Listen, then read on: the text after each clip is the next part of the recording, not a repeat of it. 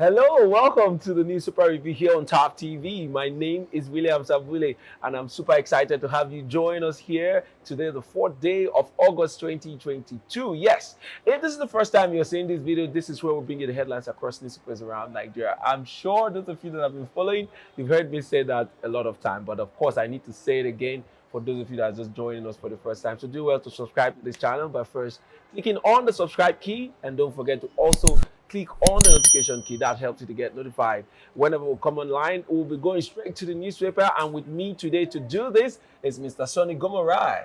Yes, he's going to be analyzing these papers with me. Let's take on the headlines, and we'll get to talk about these things, talk about the headlines, and of course, the reactions, we take them. You can also join us by also, dropping your comments and your reactions on the comment section. Yeah, you can do that by following us on all of our other social media platforms too. We are on Facebook as TAP TV, on Instagram is TAP TV _NG, and on Twitter is at TAP TV. So please connect with us on all of these platforms so you can also drop your comments and your reactions there. All right, we'll go straight to the headlines, but we'll begin with Nigerian Tribune for today, the 4th day of August 2022. We start with this story. It says INEC projects 95 million voter population for 2023 poll. That story you'll find on page 4 of the Nigerian Tribune. That's a very interesting one from INEC, and from all indications, it's very clear that the number of registered voters had really gone up this time around, leading up to the 2023 general elections. Other stories here, we see here, federal government, Google agreed to tackle YouTube channels of proscribed groups. You find that story on page 8 of the Nigerian Tribune. We also see Tafa Balogun dies at 74. That story is on page 29. For those of you that don't know who that is, he used to be the Inspector General of Police under Olusegun Obasanjo administration. All right, moving on, we see here as the major headline on the Nigerian Tribune, Atiku, Wike meet, begin reconciliation talks. Atiku, Wike meet, begin reconciliation talks to set up committee to work out terms. Melaye Bwala appointed as spokespersons for Atiku. APC unveils Lalong as presidential campaign DG. Details of all of that story you find on page 2 and 4 of the Nigerian Tribune. Moving on, we take this story. It says here, court sentences killer of Akwa Ibom Jobseeker to death by hanging. Details is on page 27 of the Nigerian Tribune. We also see lastly here, it says UK close to recession, Bank of England says. Details of that's on page 6 of the Nigerian Tribune. All right, Mr. Shani, let me come to you, but let's begin with the story of the sentencing of the young man, Mr. Frank. What's his surname now?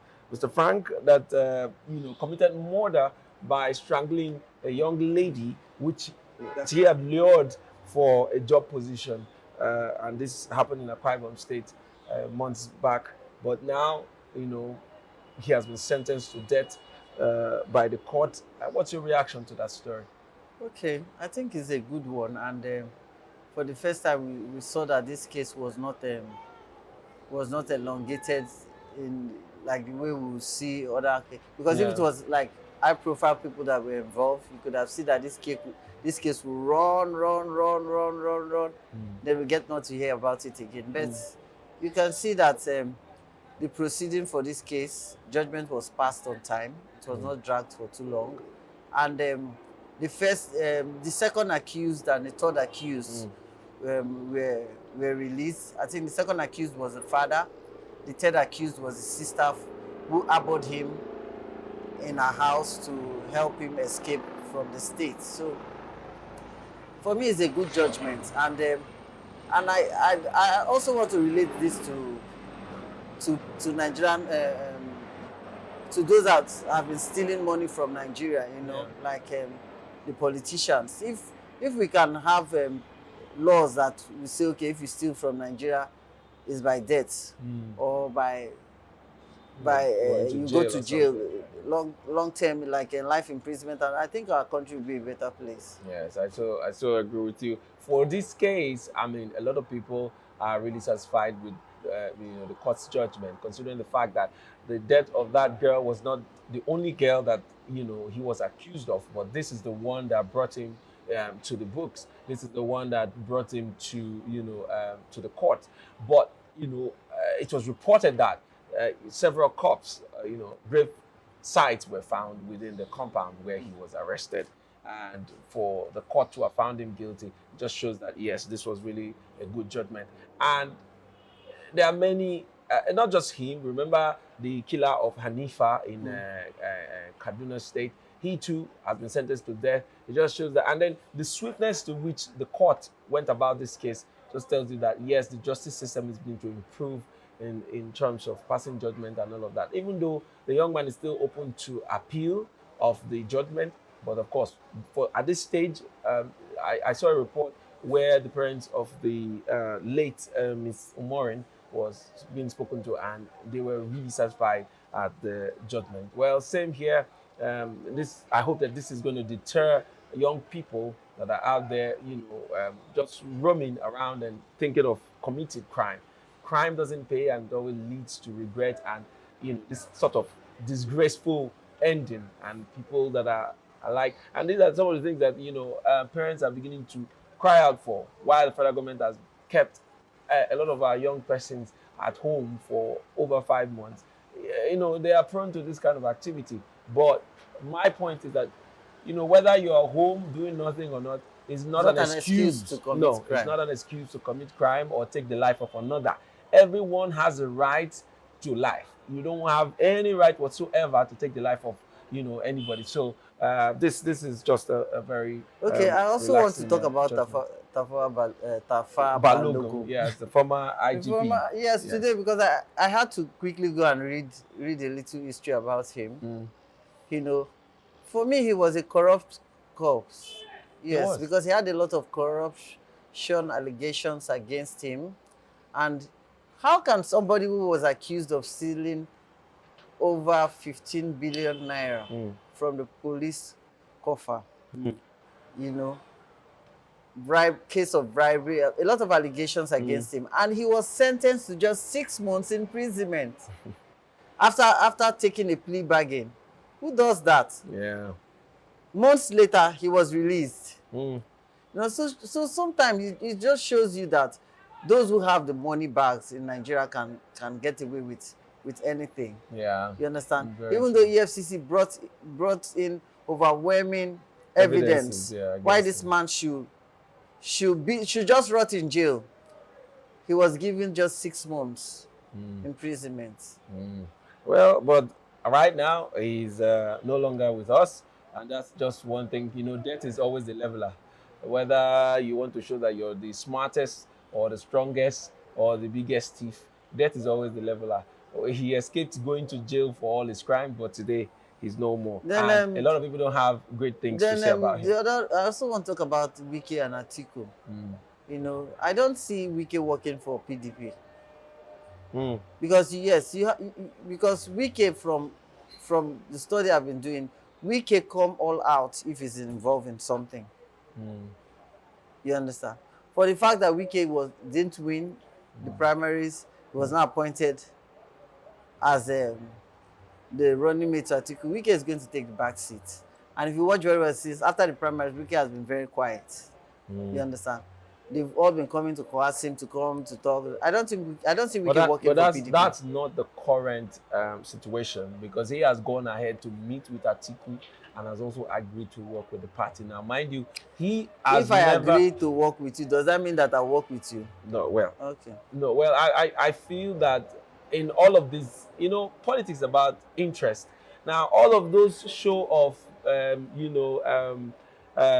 pain and betrayal that Wike was, exhibiting, it's just a clear path to calling Atiku to the table for renegotiation.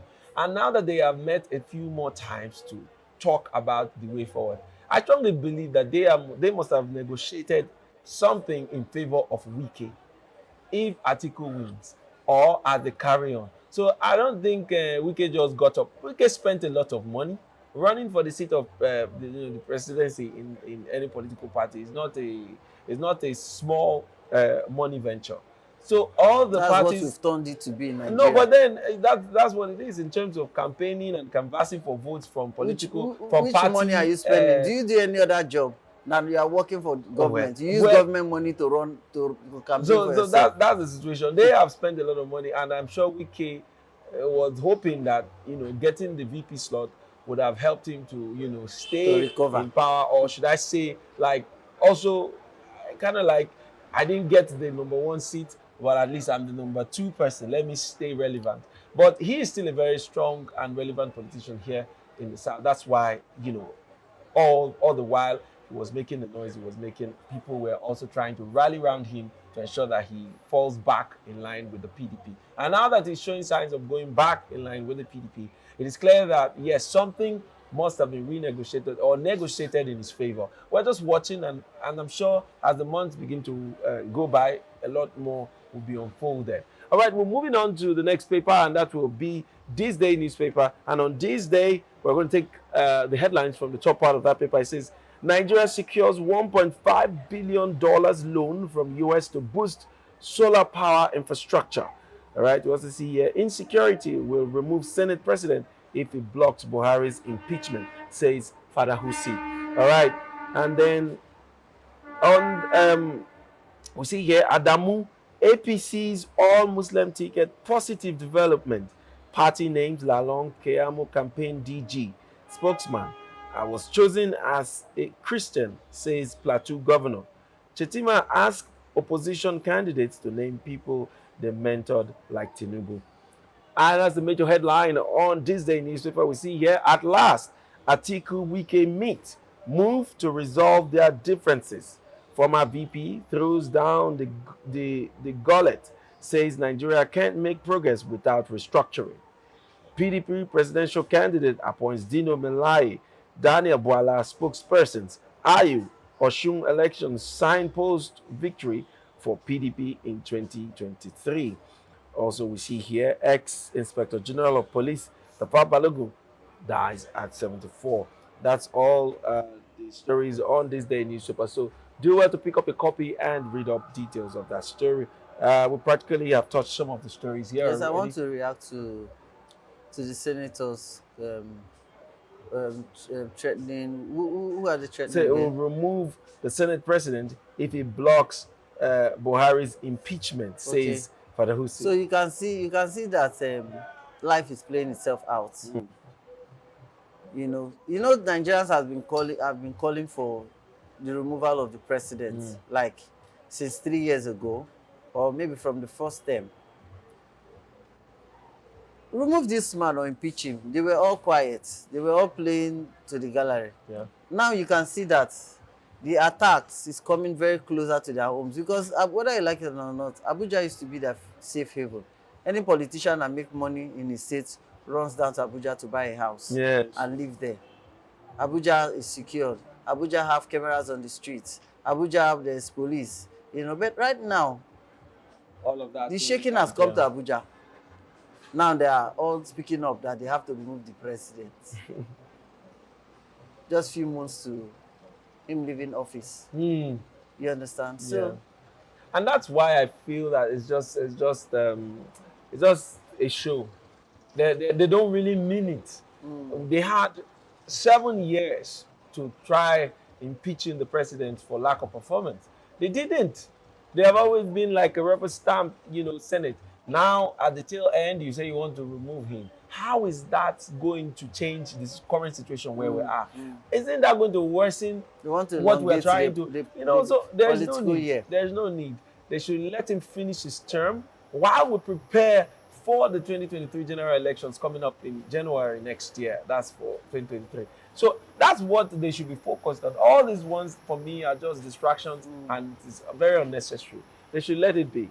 All right, we move on to the Daily Sun newspaper for today, the 4th day of August 2022. And the headlines reads, Ekwerem Madu remains in custody as UK court adjourns hearing till October 31st. Details of that you find on page 7 of the Daily Sun newspaper. Also, we see here ex-Inspector General of Police Tafa Balogun dies, 74, dead.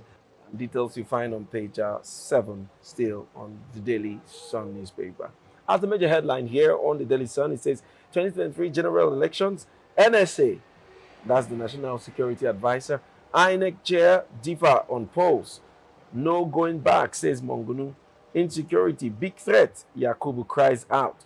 We also see here PDP, Atiku Wike meet, agree on modalities for reconciliation. Malai Boala named campaign spokespersons. You find details of that on page 3 and 29 of the Daily Sun newspaper. We also see at the very bottom part there, APC names Lalong Keamu presidential campaign DG spokesman. Details you find on page 7 of the Daily Sun newspaper. All right, Mr. Sunny, let's go to the story about INEC. And there's a fear, big threat, according to them. It says insecurity, big threat. Yes, Yakubu cries out. Yes. I think I understand where Yakubu is crying out from, because whether we like it or not, if we don't tackle security from now till when the elections we hold, I don't see some states in the north having a fair election process. I don't even think it's just like some states like Benue. It's not only states like Benue. It's not only states in the north. States like Borno State. Borno State, as we speak, more than 10 local governments is completely shut down. You understand?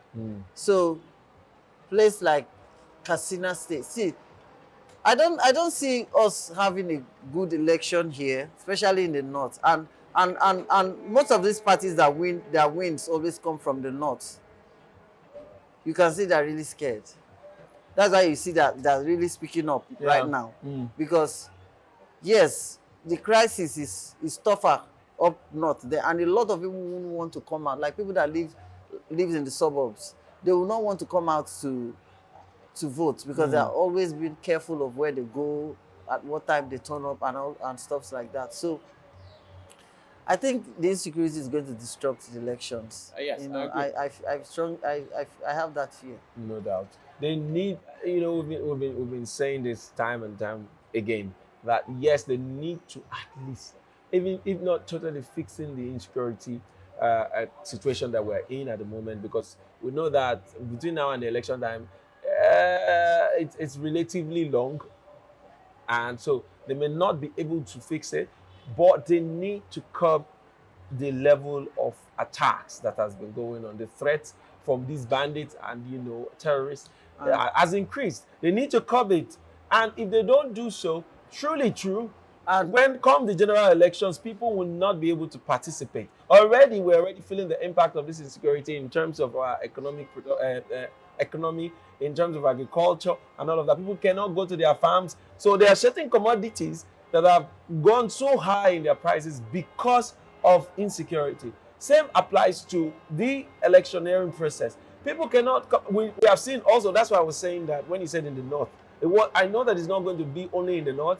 Even down here in the southeast, there has been rising tension about the unknown gunmen that we have seen in many viral videos, how they have gone to attack people that are going out to, go out to register for the upcoming elections. That is, register to get their permanent voters card.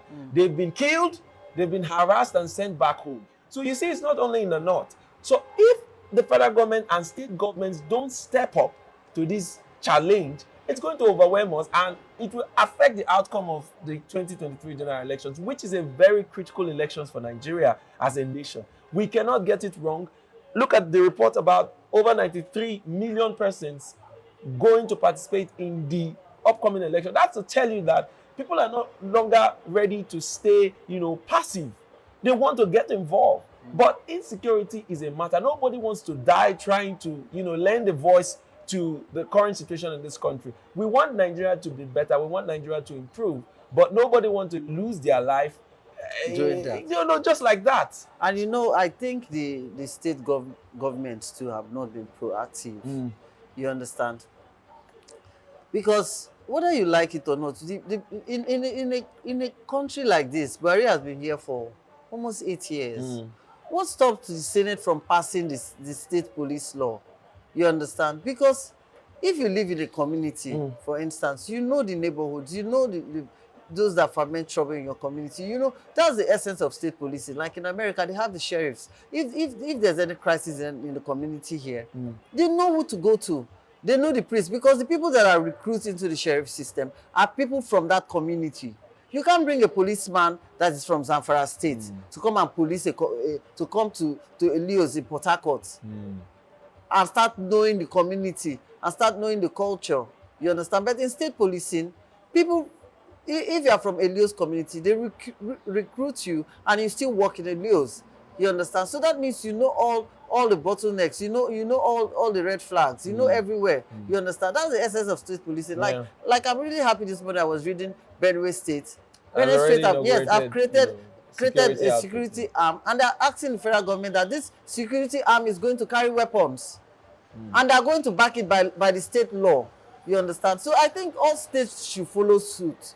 You understand? Recruit people from the local governments and let them work there. And if federal government wants to challenge it, take them to court. And this would have come in very handy considering the security situation of the current security situation leading up to the election. Yes. We need to have a safe electioneering period. We need to have people feeling safe when they come out to vote. This method of putting fear in people because of the rise in insecurity, it's not going to work. Not going to it's not going to work. Nigerians at this point in time, it is more like whether you come out to vote, you will still die. If you stay in your house, you will still die of hunger. So shall I come out and try and vote and die? It has gotten to that point. So whether they try to resolve it or not, Nigerians are still going to come out. But a right-thinking and responsible government would nip this in the bud. They're not thinking about you, because the sitting government is going to want to do everything possible to ensure that they hold on to power. But that would be against all he said. When he said he wants to leave a legacy, I beg your pardon, a legacy of a free and fair election. Now, that is one of the things that his government is committed to doing before he leaves office. So we are going to hold him to that.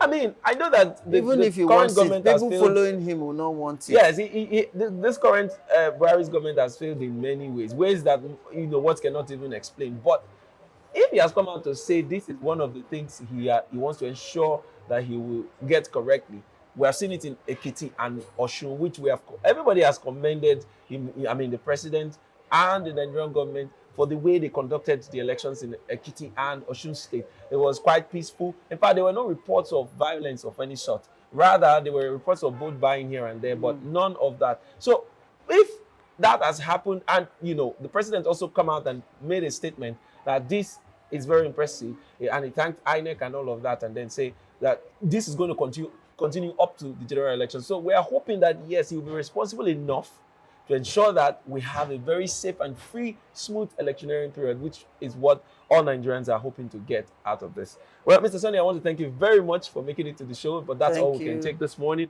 And to our viewers, thank you so much for staying with us up to this time. Do well to comment on some of the headlines we have read out to you. Drop it on the comment section. We'd love to read out or hear from you of what you think about it. And we'll come again next week with more episodes of the New Super Review here on Top TV. Do well to join us. Till next time, you stay well and stay safe.